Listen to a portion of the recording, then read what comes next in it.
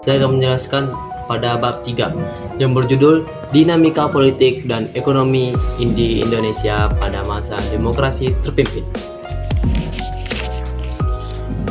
Sebelum itu, pertemuan Presiden Joko Widodo dan Perdana Menteri Tan Sri Muhyiddin Yassin pada 5 Februari 2021 menandai hubungan baik antara Indonesia dan Malaysia. Kedua negara ini tidak hanya memiliki kedekatan secara geografis. Selain itu, kita diajak menganalisis dinamika ekonomi di Indonesia pada masa demokrasi terpimpin. Besar, dinamika politik pada masa demokrasi terpimpin. Masa demokrasi liberal diwarnai dengan seiringnya pergantian kabinet yang menyebabkan kondisi politik Indonesia tidak stabil. Berbagai kondisi tersebut melatar belakangi lahirnya demokrasi terpimpin. Yang pertama, masa transisi demokrasi liberal ke demokrasi terpimpin. Masa demokrasi terpimpin dimulai sejak pembacaan dekret Presiden 5 Juli 1959 hingga akhir kekuasaan Presiden Soekarno.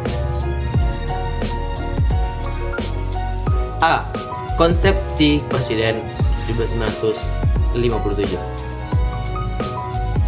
Pada 21 Februari 1957, Presiden Soekarno mencetuskan gagasan untuk mengatasi masalah turunnya kewibawaan pemerintahan akibat sering terjadinya pergantian kabinet pada masa demokrasi liberal. Pokok-pokok pemikiran dalam konsepsi Presiden 1957 sebagai berikut. 1. Pemberlakuan sistem demokrasi terpimpin yang didukung oleh kekuatan politik yang mencerminkan aspirasi rakyat secara seimbang. 2. Pembentukan kabinet gotong royong berdasarkan pertimbangan kekuatan masyarakat. Yang kedua, B. Kembali ke Undang-Undang Dasar 1945. Langkah pertama Presiden Soekarno dalam upaya mewujudkan konsepsi Presiden 1957 adalah membentuk Dewan Nasional pada 6 Mei 1957. C. Terbitnya Dekret Presiden 5 Juli 1957.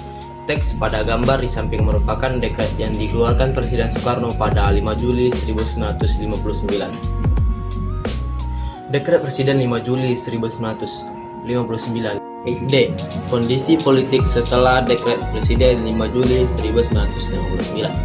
Setelah Dekret Presiden dibacakannya tadi, Presiden Soekarno membubarkan Kabinet Juanda atau Kabinet Karya pada 10 Juli 1959. Saya akan melanjutkan yang kedua. Peta kekuatan politik nasional. Pada masa demokrasi terpimpin, kekuatan politik terpusat di tangan Presiden Soekarno. Pada masa itu, Presiden Soekarno berusaha mengoreksi dan meluruskan arah dan jalannya revolusi yang dianggap keliru serta menyimpang dari jiwa dan tujuan revolusi. Kekuatan politik pada masa demokrasi terpimpin. Pada Februari 1960, Presiden Soekarno mengungkapkan revolusi Indonesia memiliki 5 gagasan penting, yaitu Undang-Undang Dasar 1945, Sosialisme Indonesia dan Demokrasi Terpimpin, Ekonomi Terpimpin, dan Kepribadian Indonesia. B. Sistem pemerintahan. Berdasarkan Undang-Undang Dasar 1945, sistem pemerintahan yang diterapkan di Indonesia adalah presidensial. 3. Pembebasan Irian Barat. Perhatikan monumen pembebasan Irian Barat pada gambar di samping. Tahukah Anda sejak kapan Indonesia berjuang membebaskan Irian Barat? Upaya pembebasan Irian Barat merupakan salah satu program kerja wajib dalam setiap kabinet pada masa demokrasi liberal. Latar belakang masalah Irian Barat. Konferensi Meja Bundar atau KMB pada 1949 memutuskan masalah Irian Barat akan diselesaikan 1 tahun setelah penyerahan kedaulatan. Faktor-faktor yang menyebabkan Belanda menunda penyerahan Irian Barat kepada Indonesia sebagai berikut. 1. Politik. 2. Sosial. 3. Ekonomi. B. Perjuangan pembebasan Irian Barat. Pada masa demokrasi terpimpin, upaya pembebasan Irian Barat makin intensif. Yang keempat, politik luar negeri. Pada masa demokrasi terpimpin, politik luar negeri Indonesia dipengaruhi oleh kondisi bercaturan politik dunia yang saat itu didominasi oleh pertentangan antara Amerika Serikat dan Uni Soviet dalam Perang Dingin.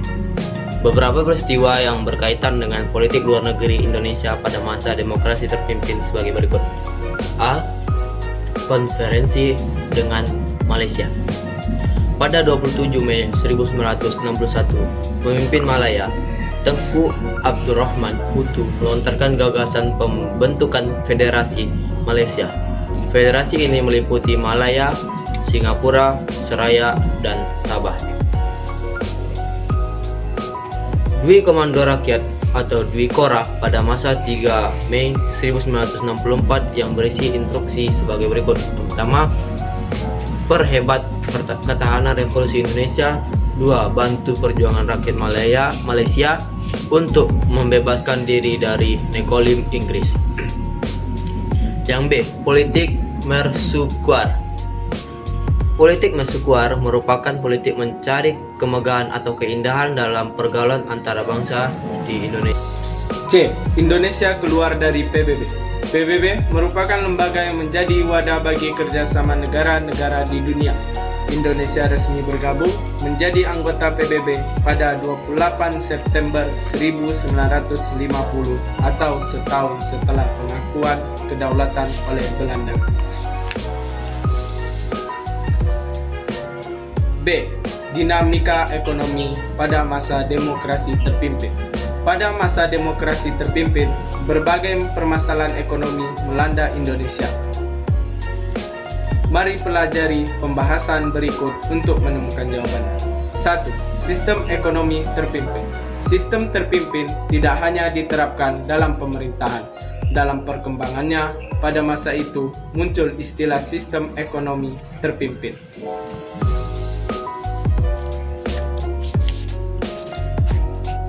2. Kebijakan pemerintah untuk mengatasi permasalahan ekonomi.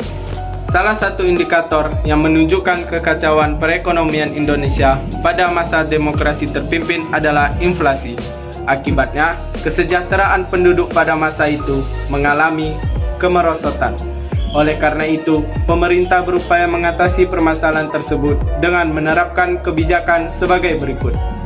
1. Membentuk Dewan Perancang Nasional. 2. Menetapkan devaluasi mata uang rupiah.